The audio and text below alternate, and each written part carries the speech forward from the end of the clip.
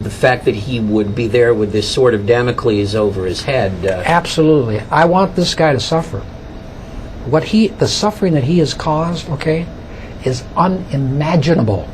And he's enjoyed himself throughout the entire war. You talk a lot about that. How does that link to the case? For example, it doesn't link to the case. No, it doesn't I have link some to the excerpts. case. You know, his story about it's been a perfect day.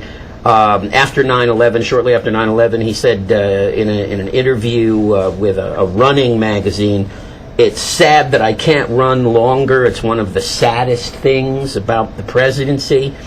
12/21/2001, which happens to be my birthday, but that's not relevant here. But on that day, he said, "All in all, it's been a fabulous year for Laura and me." This was 3 months after 9/11. 2005, Laura and I are having the time of our lives.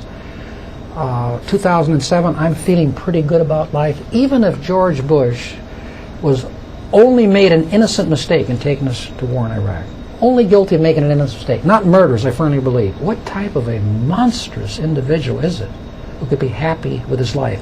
I present all types of evidence in this book of him enjoying life all the way through. Yeah. No other American president. You actually have photographs showing him giggling, not just the photographs, smirking. But his own words, while young American soldiers, 18, 19-year-old kids who never had a chance to live out their dreams, were being blown to pieces by roadside bombs in Iraq.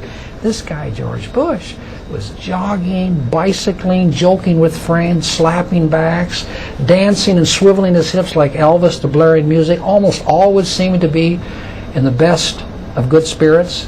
How do you have a monster like this during this horrible war going over there? Apart from the 4,000 American soldiers, that's prosecutable. He's also guilty of the murders of the innocent Iraqis, no jurisdiction. But well over 100,000 innocent Iraqi men, women, children, and babies have died horrible, violent deaths because of this guy, George Bush. And I'm telling you, you read the book, the evidence is overwhelming that he enjoyed himself throughout this entire war. And you take a photograph of the face of Roosevelt, Truman, LBJ, Nixon during time of war. It reflects the grimness of the war. It's a very serious time. This guy's been having a ball. It's unbelievable. So at least I want to put the thought in his mind, if he's not prosecuted, since there's no statute of limitation for the crime of murder. When he's down in Crawford, I want him to think.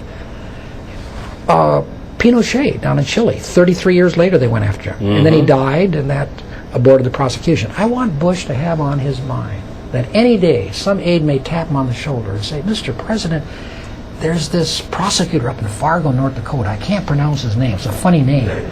But Mr. President, he's charging you with murder, and we're due in Fargo at 10 a.m. this coming Monday."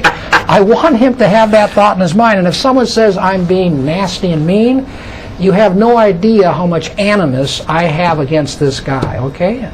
I was extremely angry at Simpson for getting by with 2 murders. We're talking about well over 100,000. Some estimates place that over 1 million people have died as a result of George Bush's war.